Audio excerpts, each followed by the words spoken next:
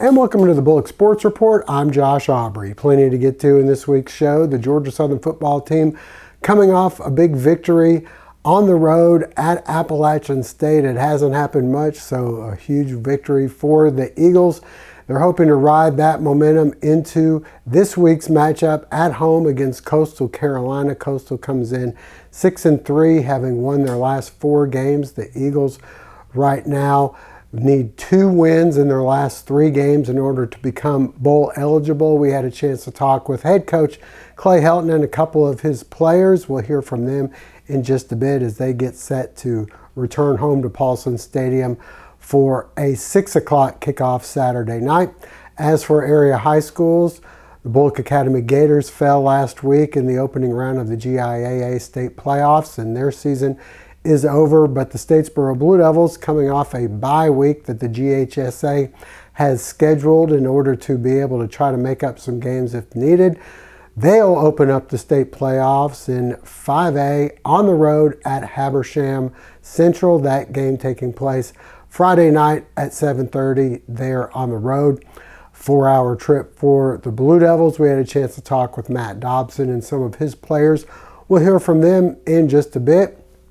As for basketball season getting underway, the Georgia Southern women were able to play before the first ever sold-out crowd at the Hill as they host number 5 ranked LSU. Unfortunately, they came up on the losing end of that, but a great atmosphere for basketball. We'll hear from, among others, we'll hear from Coach Hannah Hayden on being able to be a part of that environment there at the Hill. The men in action this past week had a couple of games that went down to the wire and were exciting. A victory over UNC Asheville at home earlier in the week. We'll show you some highlights from that game, as well as plenty more coming up on the Bulloch Sports Report. And a reminder before we go to break, hopefully you'll never be in an accident, but if so, please give our friends at the Sullivan Law Firm a call, 912-489-8888, or online at thesullivanlawfirm.com.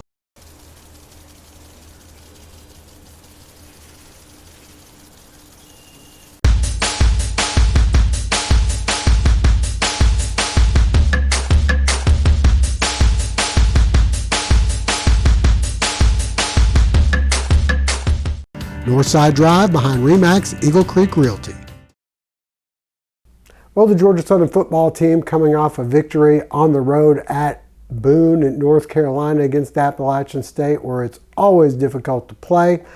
They were able to squeak out a victory, struggled a little bit in the red zone, but the defense played well and the offense put up a lot of yardage.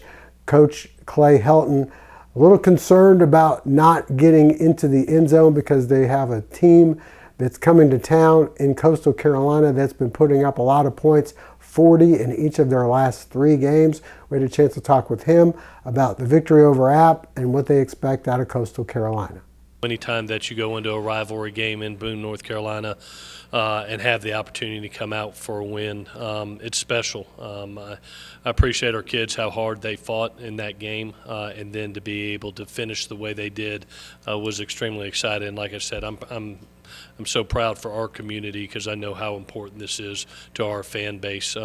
Now it's time to turn the page. We're continue to fight to get to postseason play, and right now the moment is Coastal Carolina, who's playing really good football right now, especially since trading quarterbacks to Collier in the last 4 games. Obviously, they've put up a tremendous amount of points and really have changed their identity offensively, being more of a run team. Hey, Coach, going back to the App State game, looking back, one of the better performances, especially from your defensive line. And you got pressure on the quarterback. You came in with only 7 sacks. You had 3 in that game. Did you guys do anything differently, and is this something that you think going forward you're feeling good about? Yeah, I thought we went into the game with a total mindset to be on the attack, and we started that with the tempo offensively, and we started it with the pressures defensively, especially on first and second down. We were going to try to make the quarterback beat us, and to be able to hold the leading rusher in the league to 40 yards, 77 total rushing yards, it really put us in situations where you look at those first 4 drives. I think all of them were over 3rd and 7 plus, and you had multiple times that happen. That when you're in those 3rd and 7 pluses, now you can go ahead and get your nickel packages, your dime packages on the field. You can go let M.J. Stroud do what he does, to be able to get 2 more sacks by him. Caleb Moore comes up with a big sack. So, yes, obviously I thought there was something that our kids really fed off of. I hope to see that again from the defense and Coach Bailey. I thought that it was a great plan that Coach Bailey put together, and our kids executed it very, very well. And so proud for them, and we're going to need to do that again, Josh, to be real with you. We've got another great running team coming in here. And then briefly on the offense, really moved the ball up and down the field. I'm sure you would have liked to have gotten into the end zone a little bit more.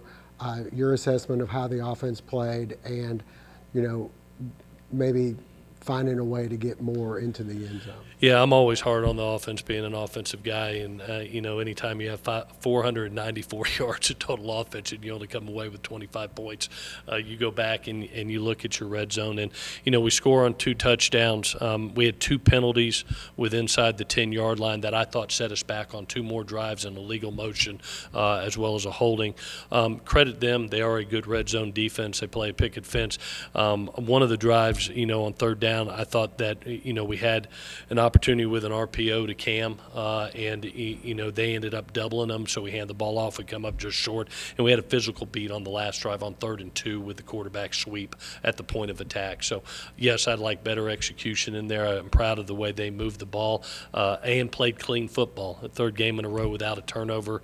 They're the fewest turnovers in the league right now overall, and so. But you're always looking to get better someplace, and that's our area of growth this week. Is you're playing a team that is going to, last 3 games has scored 40 points or more. Field goals aren't going to be good enough in this game, so that's something that we're going to have to clean up this week.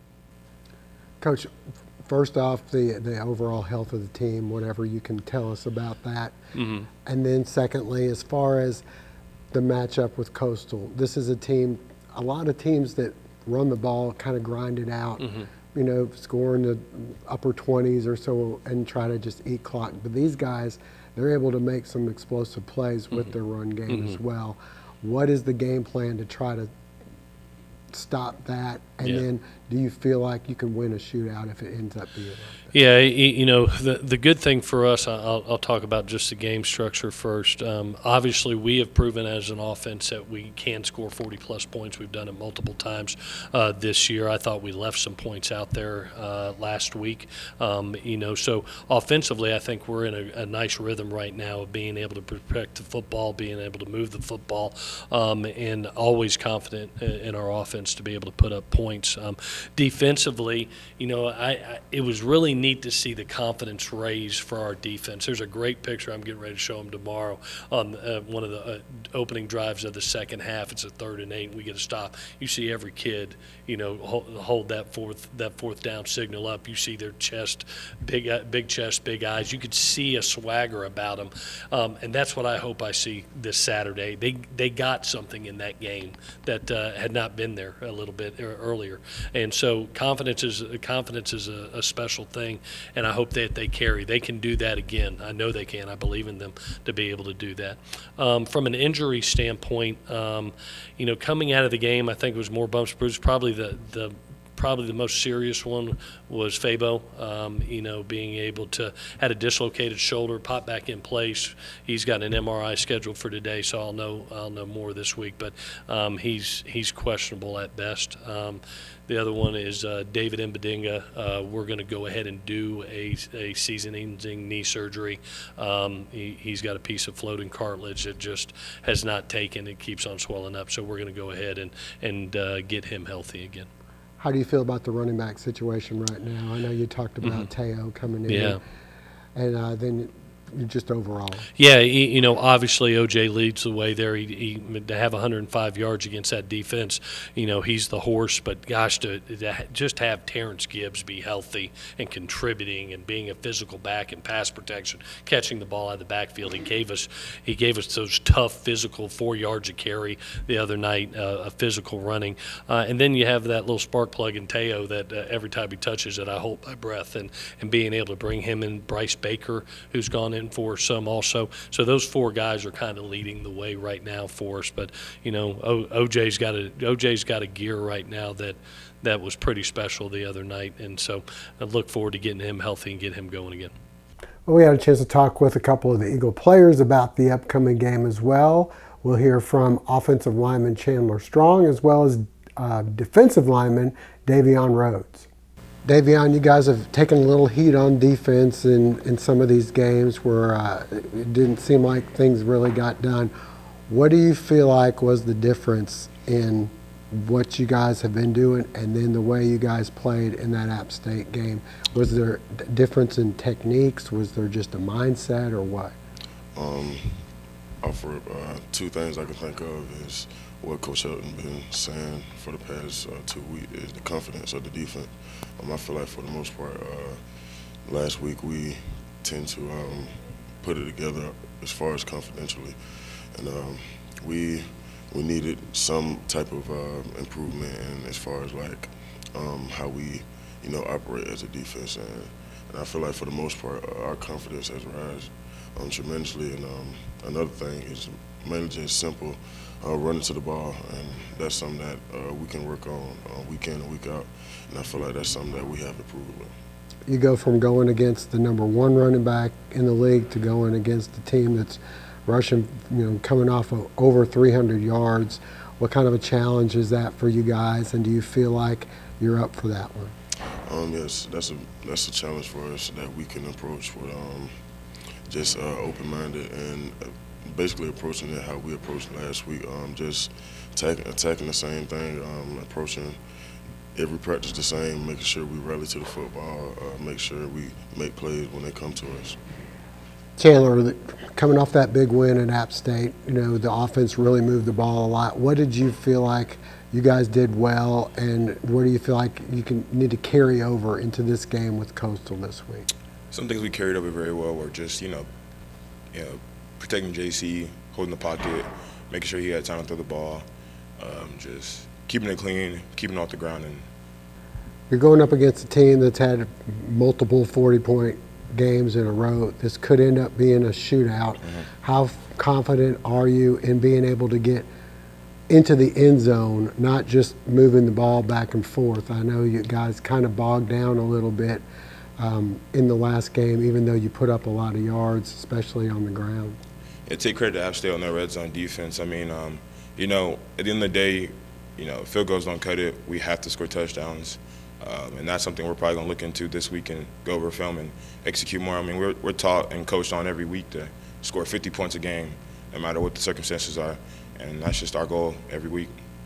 You got her back over 100 yards this past game, and you really were able to run the ball successfully, which obviously sets up the run.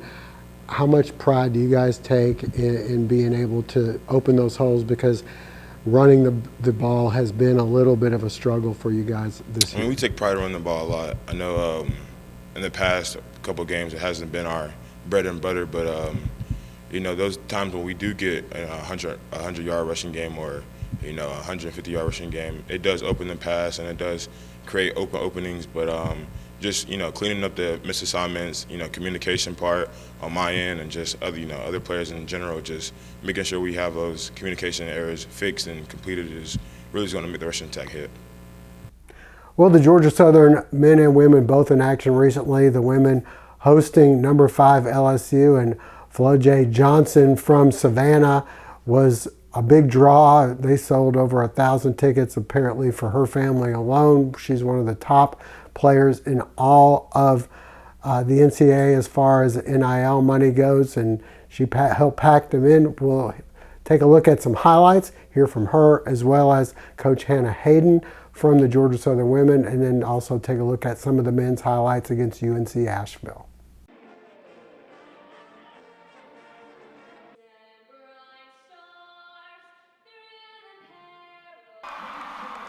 packed house at the Hill for their first ever sellout at the Hill. Georgia Southern and number 5 LSU. Many on hand to see Savannah's own Flau'jae Johnson.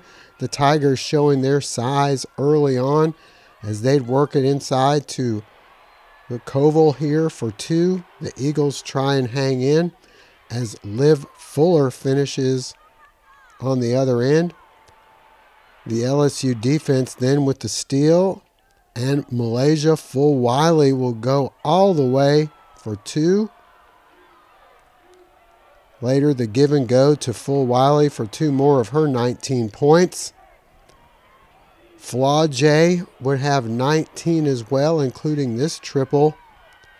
And later, they'd work it to her in the corner for 3 more. That would bring much of the crowd and the bench to their feet as well. The Eagles in a hole. Shanti Simmons trying to help them get back in it. 2 of her 10 points in the game. Later, nice ball movement, and McKenna Eddings, 3 of her 13 for the Eagles. LSU with the answer, though. Flau'jae hits another corner 3. Kashia Anderson countering for the Eagles, getting 2 in the paint. And then Southern working the ball inside. Kyla Bryant, 2 of her 18 in the game.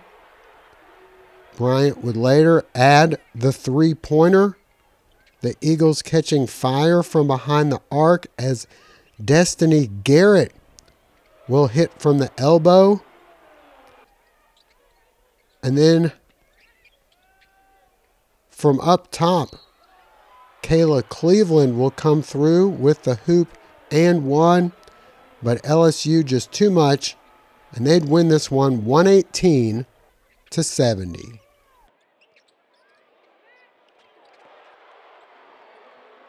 I was looking all day. I kept seeing a whole bunch of my cousins, aunties, people I didn't know they was calling me cousin. I'm like, what's up, cousin? I got a lot of cousins.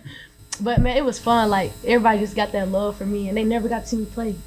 My grandma don't like playing, so she probably never see me play in the PMAC. So this was unbelievable. I was smiling the whole game, even on turnovers. It's really unique, right? To be able to play a team like this at all, and then let alone be able to play them at home. So it's a really unique, cool experience. The atmosphere was unreal, yeah. To be able to play in front of that many people, get just awesome experience for our young women. You know, we talked about in this stretch we're going to get exposed in our deficiencies, and we'd already been out rebounded in our last 2 games, and we just absolutely got pounded on the glass, and it's really, really hard to be competitive when you get outmatched down there. But again, it wasn't for lack of effort at times. You know, I mean, we were getting there and trying to get position, and it's just really difficult whenever you're giving up that much size. So proud of the way that we scored the ball.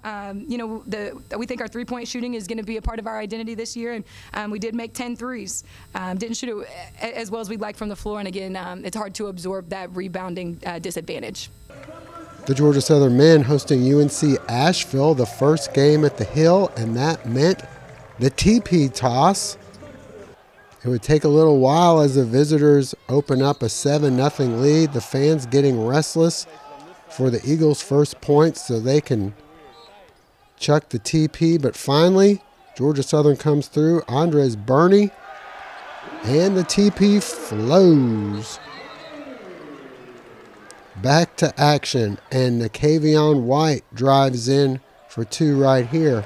Next, it's Kari Dunn, the mid-range jumper. And then the Eagles going outside to Spud Webb for 3. Georgia Southern up by 1 later. Webb driving, somehow gets the ball to Shannon Carter for the layup.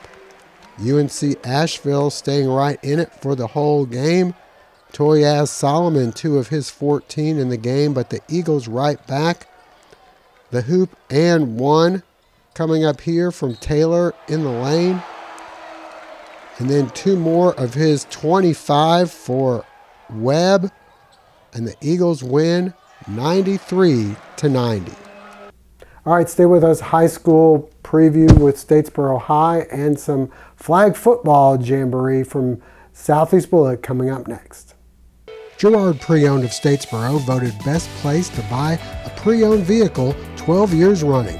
3 decades of experience in serving our community. Locally owned and operated, every vehicle undergoes rigorous multi-point inspections and thorough reconditioning. Flexible financing for all credit types, whether you're starting fresh or building credit, they've got you covered. Experience the Girard difference today. 2330 Northside Drive West in Statesboro.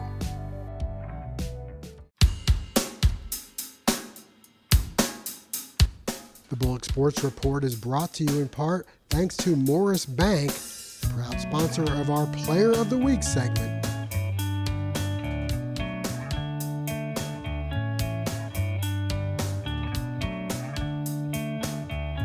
Well, the Statesboro Blue Devils, 7-3 on the season, their first winning record since 2013. They take the number 3 seed in the upcoming 5A GHSA state playoffs on the road to number 2 ranked, or number 2 seeded, Habersham Central. We had a chance to talk with Matt Dobson and a couple of his players about how they treated the bye week and how they feel about playing Habersham Central. All right, here with Statesboro High head coach Matt Dobson. And coach, you've had an extra week to prepare. I know you were kind of torn about that because you felt like you guys were really healthy and kind of ready to play again. How do you feel about it now? Yeah, I thought we had a good week. Certainly, I would have been ready to go last Friday night. Our guys were ready to go, ready to get back on the field. But I thought we had a productive week. Got some guys rested up and had good preparation. Our guys were really focused in practice. I think they got a good grasp of the game plan. And so, I thought it was a beneficial week. I think we made the most out of it. You've shown that coming off a bye week and having an extra week to prepare, you've been very successful. Do you feel like having that extra week has given you more time to kind of pour over what Habersham does and how to stop them? For sure. I think the extra preparation, you get more time to watch film and you kind of get to slow some things down a little bit. And then also look back at kind of what you've done well and some areas you need to really work on. And so we were able to slow down and really get back to some basics on some special teams last week, and then offensively, defensively, just being sure we're good on a lot of the smaller details, just a slower pace. And so certainly think that some of the things we did previous bye weeks, we've kind of learned from those, some things we did well, and then also some things that we didn't feel like we did great coming off a bye week. We made some adjustments, and hopefully they're going to pay off for us. What does Habersham Central bring to the table, and what do you expect? Yeah, defensively they're really unique in what they do. They play a 3-high defense the majority of the time, which is something we just really don't see a lot of. It's something you've started to see a little bit more in the college game, and it's had a little bit of a trickle down to the high school level, but certainly something that we haven't seen this year other than on some third down packages and things. And so it's a little bit unique challenge what they try to do defensively, and they're really well coached at it, and so presents a little bit of a challenge for our offense. Just we've seen so much of the same stuff multiple weeks in a row, and then this week it's going to be a lot of different things. And then offensively, they're going to spread the ball around to a lot of different guys. They got a back who's a top 10 leading rusher in 5A that gets a lot of their carries, but then in the pass game they got a few different guys they spread the ball around to, and so going to have to just play good defense, play sound assignment football, and try to make them earn everything they do on offense. For your offense, it seems like you've shown you can win throwing the ball or running the ball. This past week, 2 weeks ago, I guess, against Effingham, you didn't have the success you've had rushing the ball for a while, and then kind of opened it up with the passing game. Is that kind of the plan going into this one too? Yeah, I think certainly just trying to take what they give us a little bit, and we certainly won't know what their game plan is till we get in the game. But I think having the ability to do both is really important. We certainly, I think in playoff football, you need to be able to run the football to win football games, and so we certainly want to do that, and we will try to establish the run early on. But then if teams are if they're bound and determined to take away the run game, certainly having the ability to throw the football is an added bonus, and so we feel like we can do that. And obviously, we showed that a lot in the fourth quarter last game, and but I think to win playoff football in November into December, I think you better be able to run the football. Here with Statesboro High receiver Davis Harrison, tight end, sometimes quarterback. Your thoughts on having the extra week as you guys get ready to open up the state this Friday? I think it just gives us an extra week of preparation to see what we need to improve on and see what they're doing as well.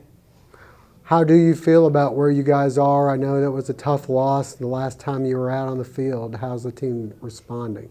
You know, I think it makes us hungry. We don't want to have that feeling again. We want to get a win for sure. What have you seen with Habersham Central, and what do you think you guys can do? You know, they're going to try to really work the inside, and we got to make sure we make holes and give Keon plenty of space. The offense, you guys have shown that you can win throwing the ball, running the ball. What does it look like they're going to give you that you can try to exploit? You know, definitely got to establish the run game early, then just kind of see where that takes us and go from there. There's been a few games where you guys have not been quite sure-handed in the receiving core with some of the passes. Is that something you guys worked on, and how do you feel about the receivers and catching the ball this week? Yeah, for sure. We've put a bunch of work into it, a bunch of emphasis into it, and I think we're really going to bounce back from that. Here with Statesboro High defensive lineman Cam Jackson. And Cam, tell me a little bit about how you feel the extra week has helped you guys prepare for the state. The extra week has been, I think, for us to prepare is great because our previous weeks we've been doing good and succeeding, giving us more time to practice and more time for us to go over calls. Yeah, you guys have had a lot of success coming off of a bye week, having an extra week to prepare. Do you feel like your coaches are able to take advantage of watching them film and kind of finding some things to exploit maybe from the other teams? Oh, yeah, most definitely. I think that's one of the great reasons why we're doing so good is the film study and everything like that. What have you seen from Habersham Central that you guys are getting ready for on Friday? They're more of a pass team more than a run team. So we're just moving some guys around, see if they fit in different positions. That's best for our team.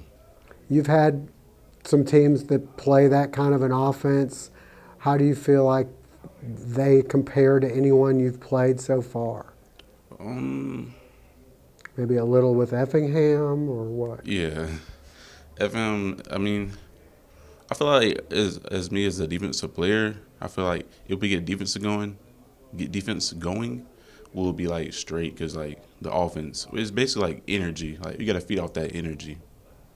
How are y'all feeling about starting off the state playoffs? I know you were hoping that you were going to be region champs, but it didn't work out. So how do you feel about going on the road and starting things off? I really did want that region championship, but you know, now we're fighting for a ring now instead of a region championship. This is Paul Newman, owner and broker of Statesboro Real Estate. I have been in the business over 20 years and completed well over 1,000 transactions, helping buyers, sellers, and investors navigate the home buying process. One of the things that sets us apart is our tie to the university. I'm the official real estate agent of Georgia Southern Athletics. With our team of experienced brokers and agents and our online presence, we can help you navigate any deal. Along with Statesboro Real Estate, I'm the co-owner of PMG Rentals, where we manage over 1,300 properties, improving the lives of investors and tenants since 2009. Whether you're looking to rent, buy, or sell, make sure you call Paul. At Pope Construction, we've been trusted to build Southeast Georgia for over 50 years. Family owned and operated, we take pride in delivering quality projects on time, every time. From schools to churches and government facilities, our team is committed to integrity, excellence, and building relationships in the communities we serve. Learn more at popeconstructionco.com. Pojo's Country Store is proud to support all Bulloch County and surrounding area athletics. We've been fueling up for almost 20 years, with 3 locations in Statesboro and locations in Sylvania, Wadley, and Bagsley. Pojo's Country Stores is the real MVP. And a special shout out to our Bulloch Academy Gators.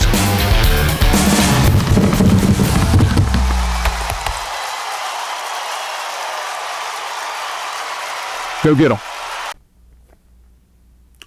Well, for the Southeast Bulloch Yellow Jackets, the football team comes to a close, but the flag football team in full swing. They actually are starting to wrap up the regular season.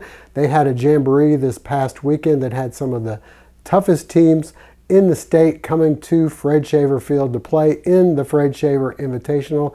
Let's send you out for some of those highlights. Southeast Bulloch hosting the annual Fred Shaver Invitational. First up, Alatoona and Paige Nelson helping the Jackets move the ball downfield. Later, Emma Kate Barron, a quarterback, to Natalia Odom for a first down. Southeast Bulloch faced with 4th and goal, but the ball is snapped and dropped. Alatoona takes over, and we go to the second with no score. Still no score, and it's Odom coming through with the interception. We head to the fourth quarter, still scoreless, and the Jackets offense finally waking up. Nelson to Hallie Morton. Later, Barron scrambling, and she'll find Odom for another first down. And next, Paige Nelson to Morton once again for a few yards. And then Nelson will do it with her legs. She scrambles ahead, and then the late pitch to Odom. Barron next over to Hallie Long for a couple yards. Next, Barron off and running, showing her added dimension to her game. The drive continues across the middle. Barron to Morton again. And then capping this long drive, it's Barron across the middle to Odom for the touchdown. As the scoreless streak is snapped, the conversion will go from Barron to Kayla Adams, and the Jackets will win 7-0. Next, taking on number 2 ranked Blessed Trinity. And Southeast D comes out strong with a nice flag pull by Christiana Tisby.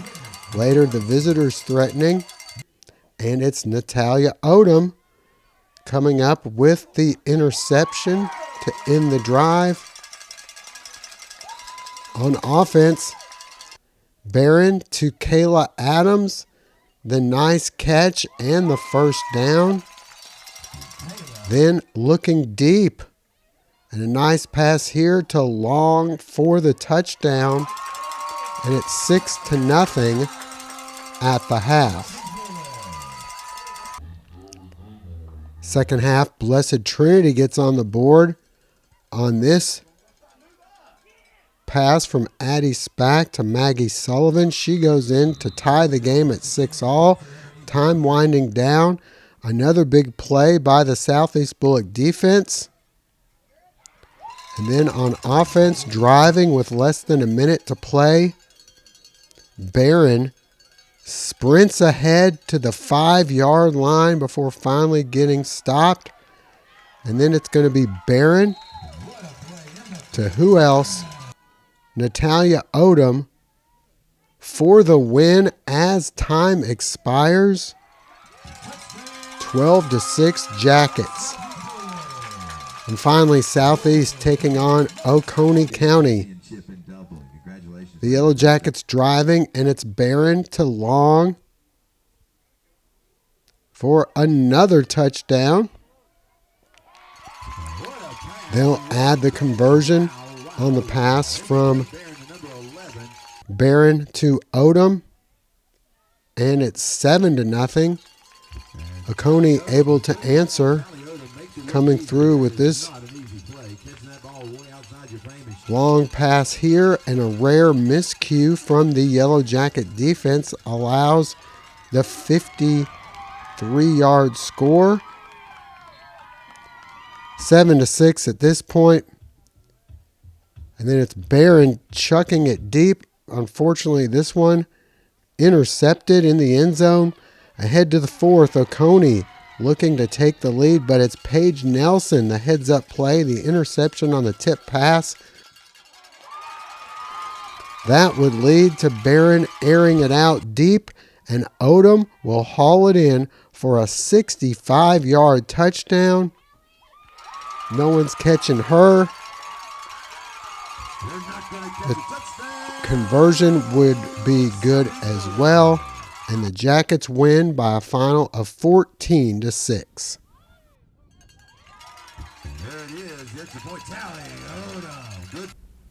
And that'll wrap it up for this week's show. We thank you for joining us. Hope to see you again next week.